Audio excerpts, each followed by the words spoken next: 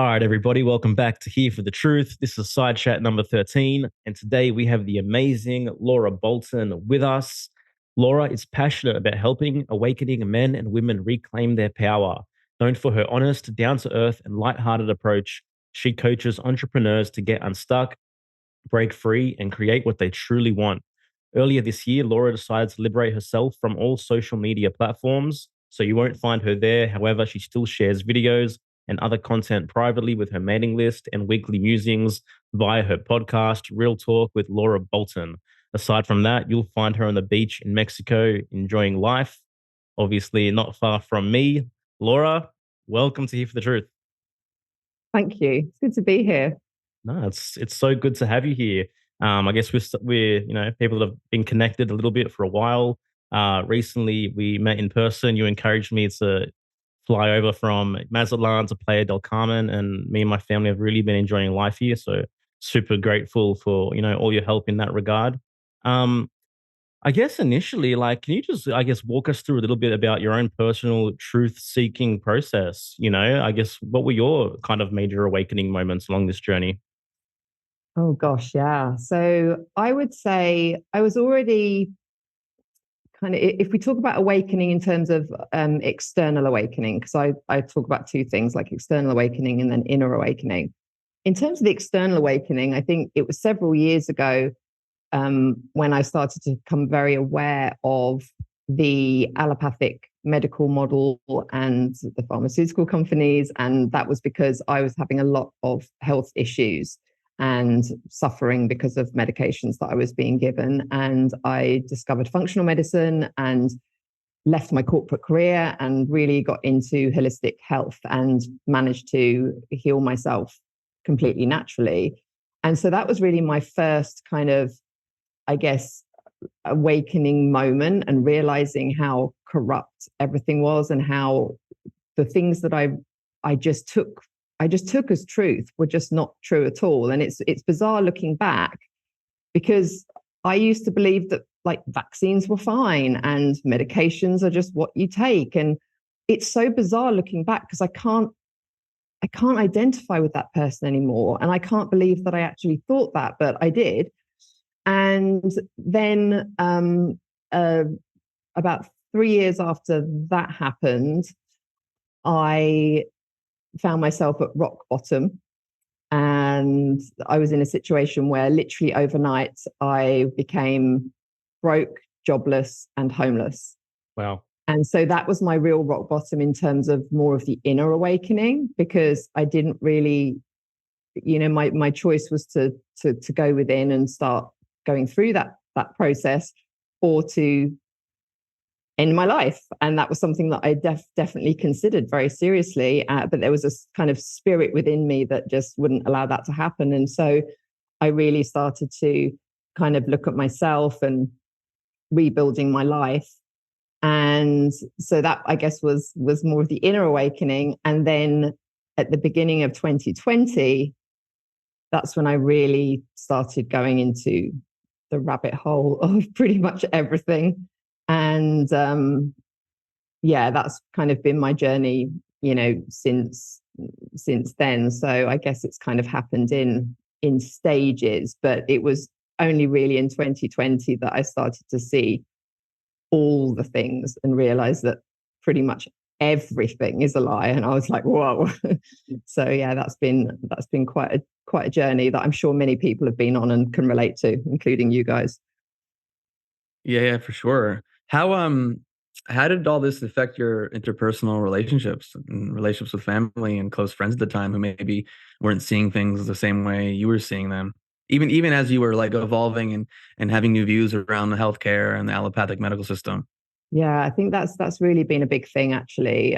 Even back when I started to look at health in a holistic way, I started to kind of lose, for want of a better word, friends at the time, because they were just so stuck in that old way of being and really unhealthy habits.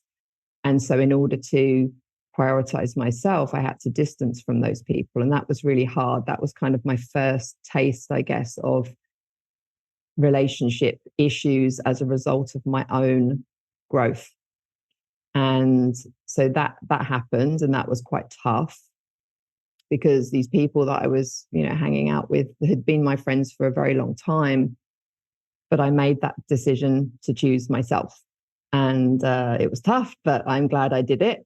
And the same thing happened again when I kind of lost everything and realized that the people I thought were there for me actually weren't there for me.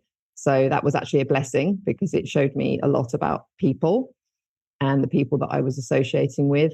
And then again, in the last few years, particularly in 2020, I think that was when it was like really quite severe, in terms of people I thought would just get it, didn't. And actually some of them were really, the way that they reacted was a surprise to me. It was a bit of a shock. And, I was getting people telling me I was insane, I needed therapy, but people telling me that hoped that I would die of COVID. I mean, these are people I knew.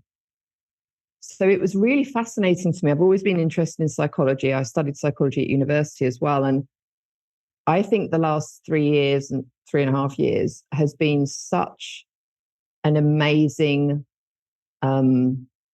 teaching experience and learning experience in terms of human psychology. And I have learned more about people in the last 3.5 years than I did in my studies at university and all of my studies, my kind of self-interest studies since then. So I actually, whilst it was quite painful, I actually see it as such a huge blessing, because now I'm incredibly selective with the people that I have in my life, and I have very good boundaries. And I feel like the people that I'm spending time with are very aligned. And yeah, I'm very, very grateful for the experience overall. Yeah. Are there like any people who I guess kind of, tarnished you and disparaged you back then, who have kind of had a change of heart or come back around and tried to like reach out an olive branch and, have said like, oh, I see things differently now, etc.? Not really. That's what's interesting, because I think it's just so freaking obvious now. But I also think, one of the hardest things for people to do is admit they were wrong, especially admitting it to other people. There's so much resistance to that and shame. Yeah. That I understand it.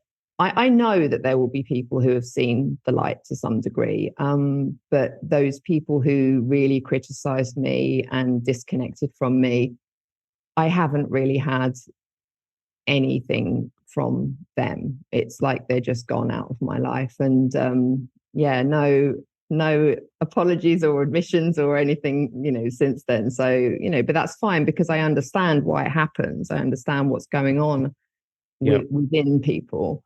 So yeah. Yeah, it's interesting. I haven't had too many either. I know Yerasimos has had a couple experiences with some people, who were quite polarizing in terms of the opposite side, and you kind of rekindled some relationships, and it was an incredibly polarizing time. But it's like what I'm feeling into now is like where do we go from here? There was obviously a huge divide that took place, but like as like truth seekers or like people like in this community, like do you feel as though like there's a way that we could be like more invitational or more welcoming in allowing people to take a step up and take responsibility and to grow and to own, like if they're willing? Yeah, absolutely. I think, to be honest, whether someone is aware of all the scams and the agendas and stuff going on in the world or not, if people are interested in growth and in learning, and they have that mindset, then it doesn't really matter. It doesn't really matter to me. And I think that we can relate to people in different ways and have different kinds of relationships. So I still have a couple of friends in the UK, for example, who are not really, I wouldn't say they're really awake, but they just don't really focus on it. And actually, we have such a laugh and we have really good conversations. We just don't go there. And that's actually a thing that I've really had to learn, because I tell you, in 2020, I was adamant that I didn't want to even be near anybody who wasn't awake. And I had this kind of like I was contributing to the divisiveness, right? Because I just didn't even want to speak to anybody. And since then, I've really evolved to realize that it's more about the person and their kind of energy and how I feel around them and the experience I have with them. And I can have different types of relationships, and I can talk about different things with different people. And I do feel in the last few years, particularly in the truth community, it's almost like all these agendas and stuff have become the be all and end all of everything. It's all anybody wants to talk about. And I feel it's time now to really start moving beyond that and finding the people that we get on with and feel aligned with in, whichever way feels right for us. And to, really just focus on ourselves and role modeling. Like this is the thing. Everyone wants to tell everybody else how to be. But the best way to influence others and to have a positive impact is to actually be a role model. It's like, what are you doing with your, like, never mind what everybody else is doing or not doing. What are you actually doing with your life? And this is something I'm noticing as a pattern. There's still a hell of a lot of projection and people kind of telling others like they need to wake up, they need to do this, they need to do that. But then their own lives are a fucking mess. Mm-hmm. And people, I hear from people all the time that tell me their life has gone to shit over the last 3.5 years. Well, what right do you have to be telling anybody else what they should be doing? So it's very much about coming back to ourselves and figuring out what's right for us and really role modeling the change that we want to see, because that's inspiring to others rather than trying to tell others how to be, because that never ever works. That never has a positive impact. In fact, it has the opposite, and it actually just ruins relationships and creates a lot of conflict. And so I think that, we have to question, like, how am I showing up and how am I impacting others in the way that I'm actually showing up? Yeah. I mean, I couldn't agree 100% more than that. Like, that was just, yeah, just so on point in terms of like, we have to do the inner work ourselves and lead by example in that regards. And we do contain multitudes. Like, I have friends that I don't need to talk about this stuff with. I just don't need to. Like we can relate about other things. Yeah. And so no, bro. that's Everyone in your life needs to know about the Illuminati and adrenochrome and everything else. Every single person. Otherwise, they're not real friendships. Yeah, it's funny, but like Joel mentioned earlier, like I had some really beautiful reconciliations with a couple of dear old friends that kind of distanced themselves from me in the early days. And I can understand too, because I was self-righteous with my memes and things that I was sharing in those early days. And so if someone has a different belief system or a different knowledge, they're going to look at that through that lens and be like, Yerasimos is a dick, or whatever the case may be. And so, we're being polarized at this level. And yes, we were fortunate to come back together, have a dialogue, understand why judgments were placed on one another, why someone had the need to unfollow me, but then realize from this more heart-centered place, like, man, I love you. Like you're like my dude. Like we're cool. Like we don't need to look at the healthcare industry in 100% the exact same way. You know who I am. You know the kind of person I am, and vice versa. And like we can relate how we relate. And so it's interesting to see how we're gonna move forward. And I just think there needs to be more of this openness. And again, you hit the nail on the head. Like, why does it matter if you know what's going on in the world if you don't even know yourself at the end of the day? Yeah, exactly. And that's why I talk about outer awakening and inner awakening, because we have these words that we throw around like awake or, well, I'm a truther. But it's like, okay, well, you're a truther, but what does that actually mean? What most people mean when they say that is, I know about the agendas, etc. But then they have no self-awareness. And I see this in the truth community. And I think we have a really big opportunity now to start shifting and looking at ourselves and actually, just becoming inner truthers. Like, we spend all this time and effort, like figuring out what the Kabbalah are doing and, all this stuff. But do we put that same time and energy into discovering ourselves and looking at the truth within? People don't want to go there. I see this in my work. Like everyone's focused on what others are doing or not doing, what's going on in the world, what they are doing. And it's like, but what about you?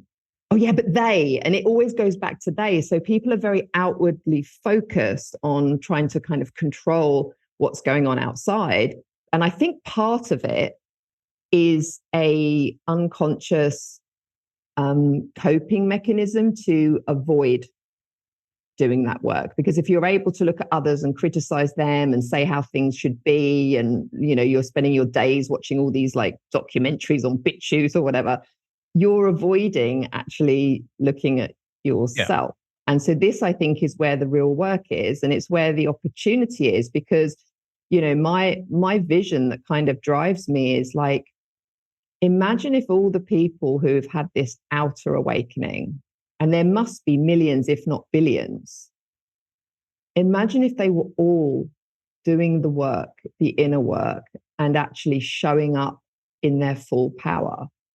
The change that would create, the butterfly effect that would be phenomenal.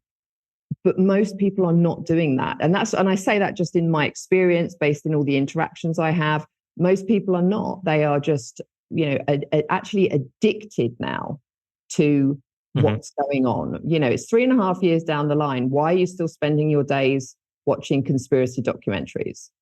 Yeah.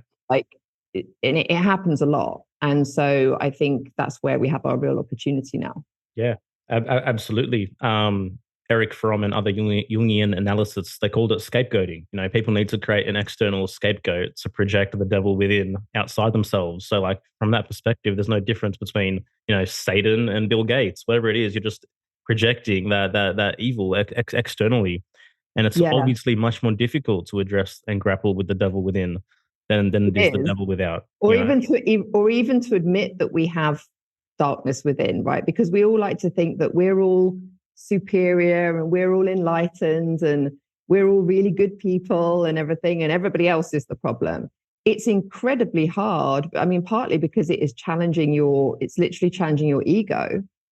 It's very hard to actually look at yourself and realize that, for example, you are actually behaving in many of the same ways as the people that you criticize so much.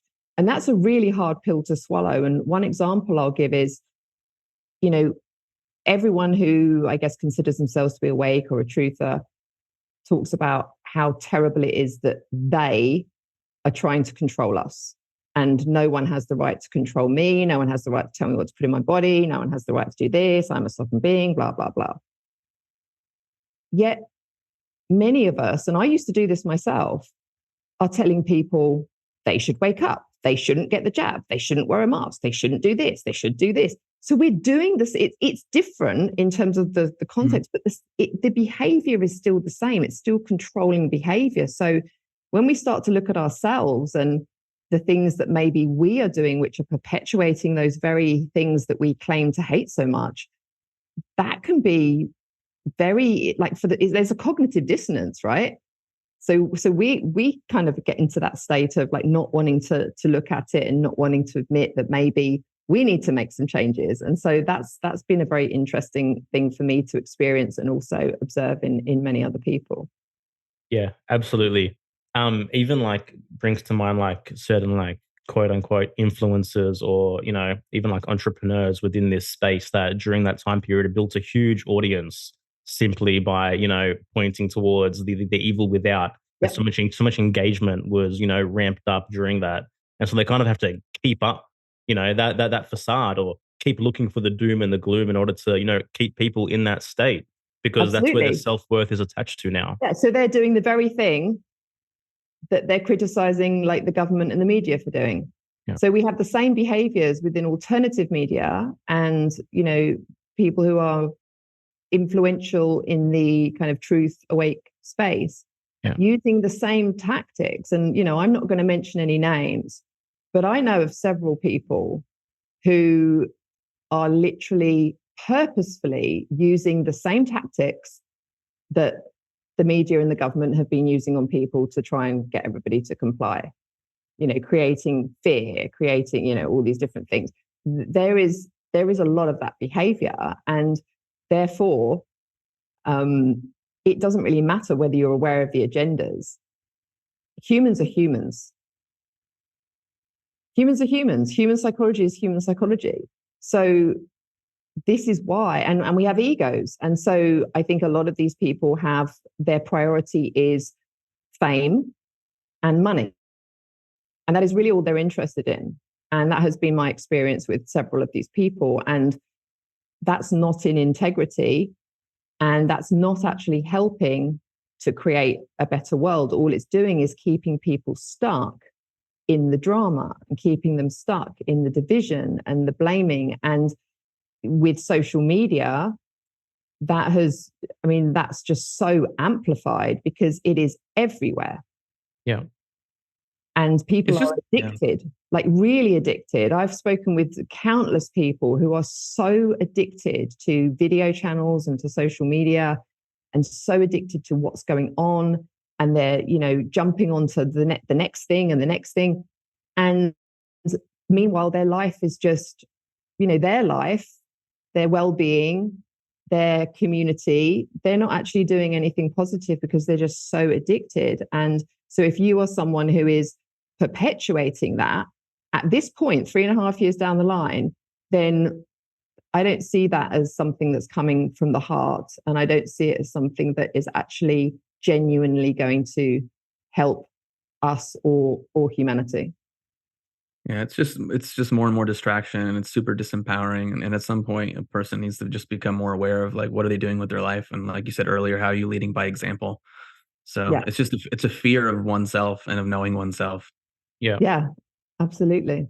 Yeah, I want to also highlight this one thing because it's a little bit of I guess not a trigger, but a talking point. Is even just the term awake that gets used in our community in this world. Like, what does that even mean? Like, is it a final point? Like, I'm now awake, And we've talked about this before, where it's just like I would never say that in terms of my, like, in regards to my internal life, that I'm awake to who I am, because it's a process. But yet people take that into the external world and they're like, well, I'm awake, I'm awake to what's happening outside of me in the government. And it's like, we don't even know 10% of what's really happening with all the different things and the nuance and behind the scenes. So it's like, it just seems so absolute and absolutely a little bit self-righteous.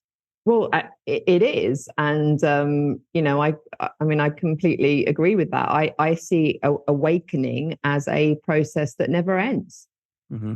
And different people are at different stages of that awakening. And also awakening is external and it's internal. So you could have somebody who is maybe not super aware of what's going on out there. And, maybe they're just not particularly interested in it.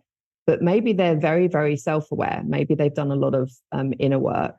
And, there are people who are like super, they've been down the rabbit hole for years and they can talk about all the different conspiracies and stuff, but they don't have any self-awareness and they're not working on themselves. And in particular, dealing with their traumas, because I think the last 3.5 years for me has been very interesting and enlightening, not only from a psychological perspective, but from a trauma perspective, because all I've seen is people acting out their traumas. It's like social media, particularly in the first couple of years of the scamdemic, it was literally just like a trauma bonding fest. Everyone's just projecting their traumas and attacking each other. And that's all your inner stuff. Like, no one's making you do that. That's you. And so we have seen people's traumas, I think, being brought up to the surface.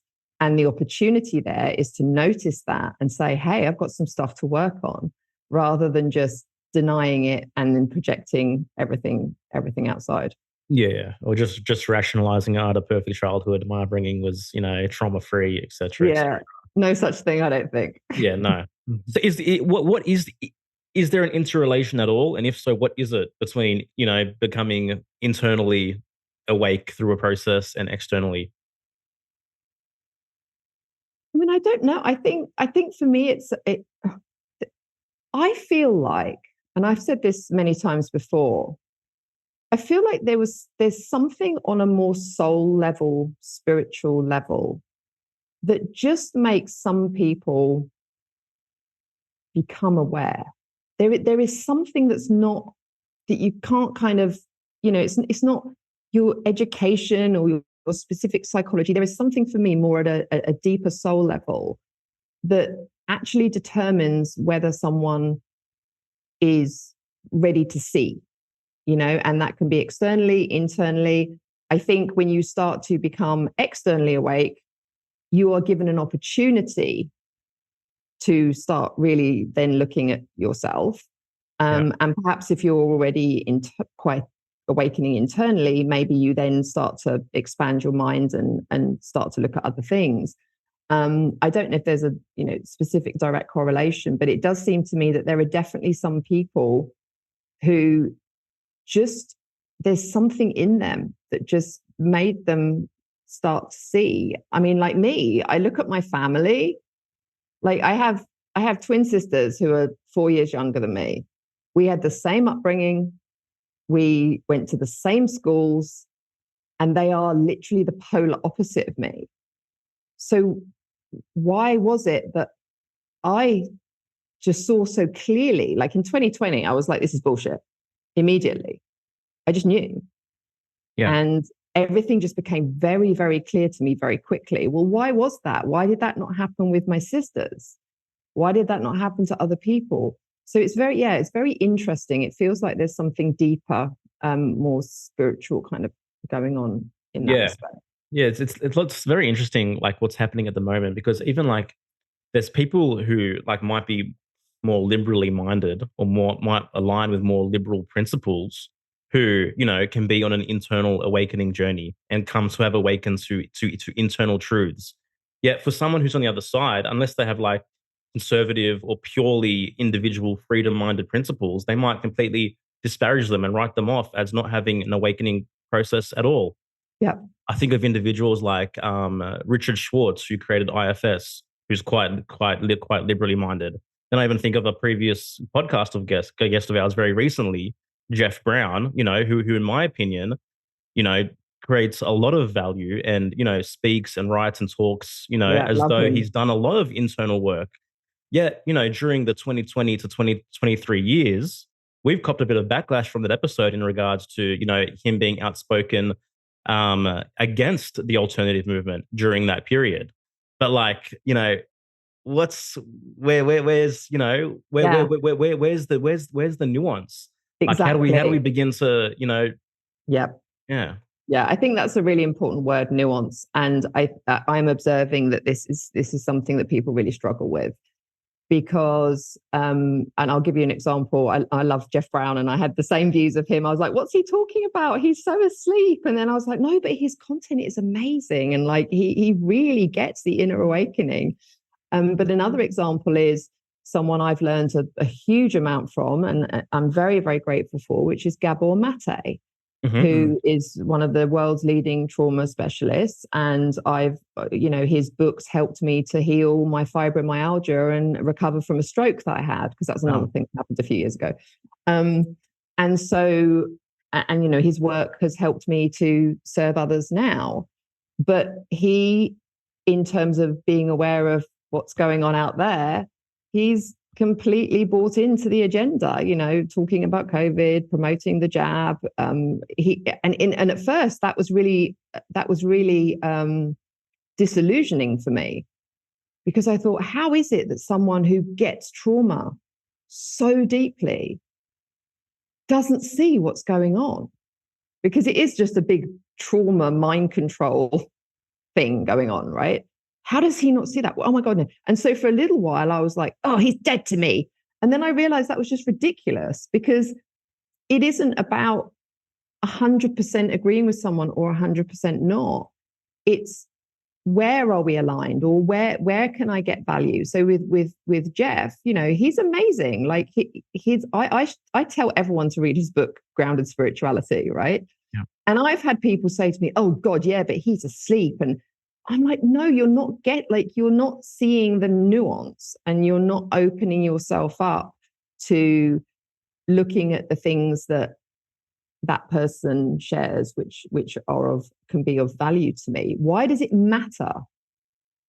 Why does it matter that he doesn't see, or why that Gabor Mate doesn't see things the way I do? Why does that matter? That doesn't discount the other good stuff that they're doing that is of value to me. And I feel like, humans in general are very black and white and struggle with nuance. It's like, I've had people who, have literally written emails to me saying, I've been following you for 3 years and I've always agreed with what you say, but this latest podcast episode of yours is ridiculous and I'm unfollowing you. I'm following you. Right. And it's like, that is actually very childish behavior. And I think this points to a wider issue that relates to trauma, where I think many people are stuck in terms of emotional development. People are stuck in the childhood era. And so we kind of act out. It's like, oh, you're not doing what I want you to do. So yeah, I'm going to throw my toys out the pram and I'm not going to be your friend anymore. It's that kind of, that's what kids do. I'm not going to be your friend anymore because you did something they don't like. And so this is what we see happening. There's a lot of emotional immaturity and there's a lack of nuance and being able to actually see other people just as human beings and really understanding that everyone is the way they are for a reason. So if I had, a particular experience or certain experiences in my life, or I'd been around certain people or whatever, maybe I wouldn't be the way I am now. So it's this kind of judgment on everybody else that you've got to agree with me on every single thing, otherwise I'm going to throw my toys out the pram and unfollow you. And we see this a lot, in social media and stuff like that. It's just not very mature. Yeah. And it's not very emotionally intelligent either.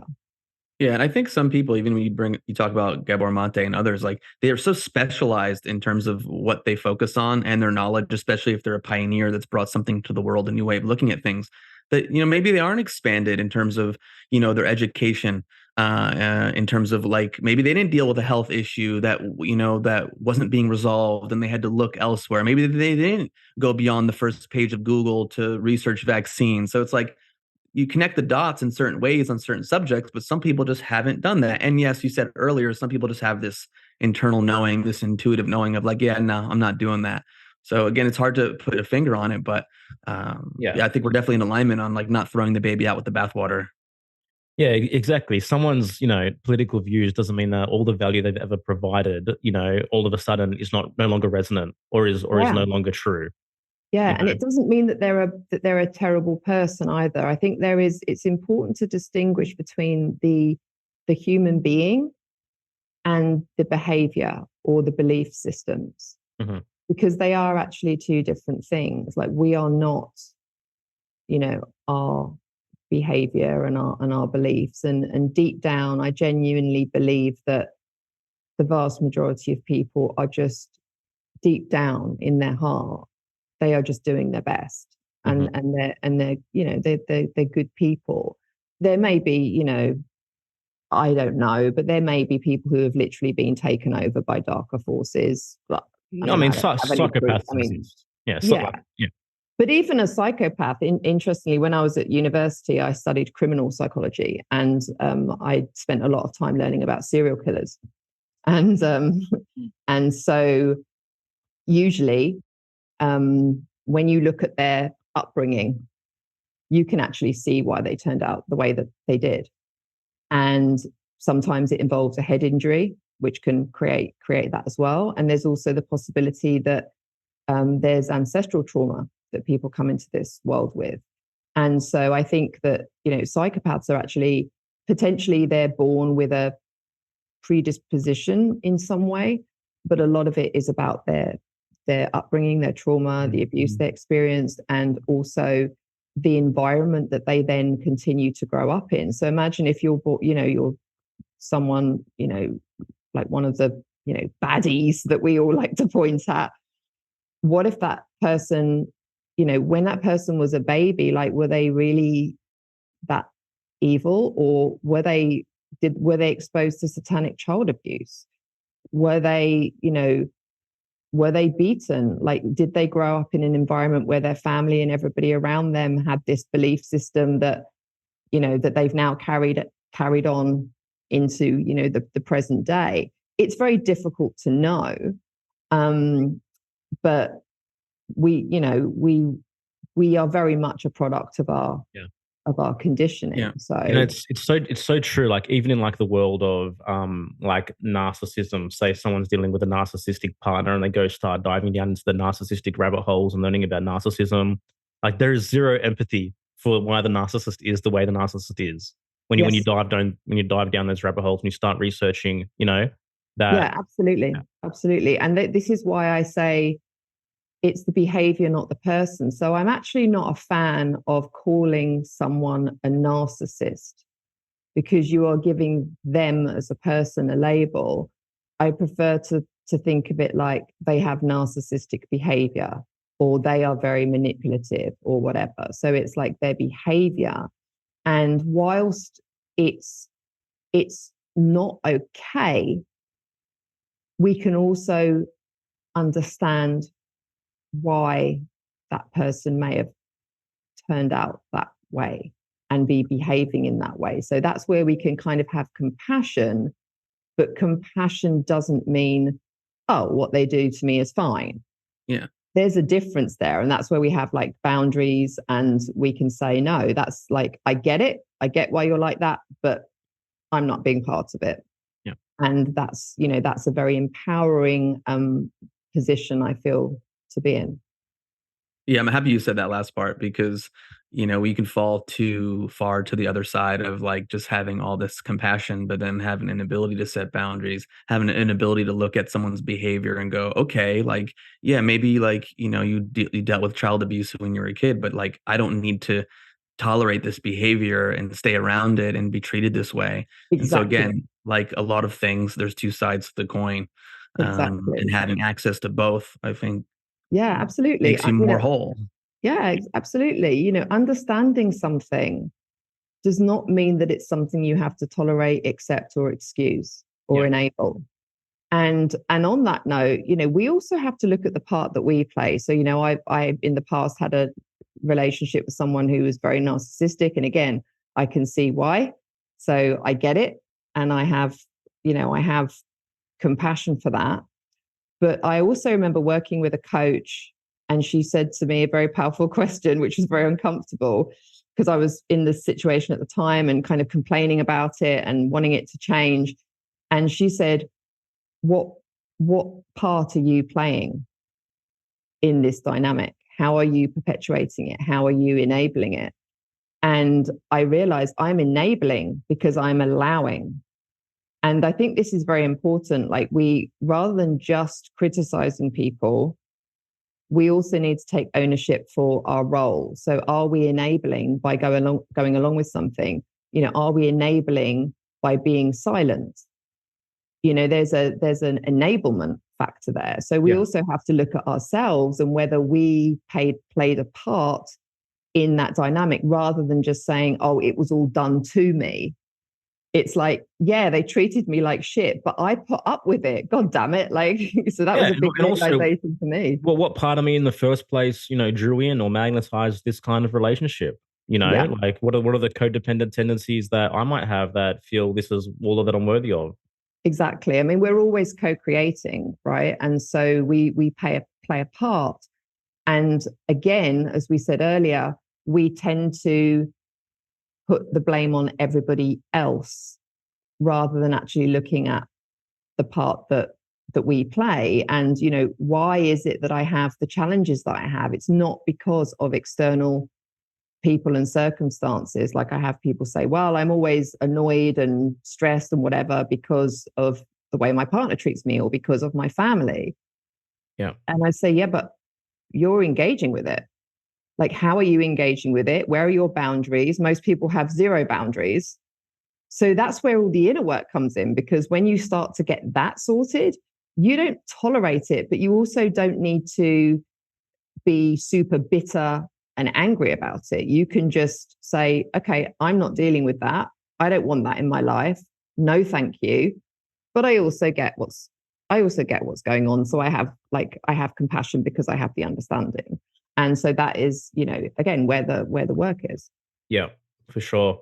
I want to shift gears a little bit here. Recently, I know you decided to give social media the boot. Well, what were the catalyzing factors going into that, and how's life been without it?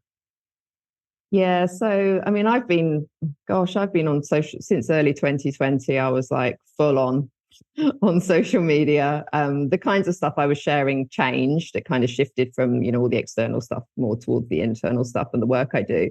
Um, but to be honest, I really followed my intuition and my heart, and I just got to a point where I thought, you know what, this is taking up a lot of my time. It's distracting me from other things, and I actually am not really getting any significant value from using social media. So when I look at the upsides and the upsides were not outweighing the downsides.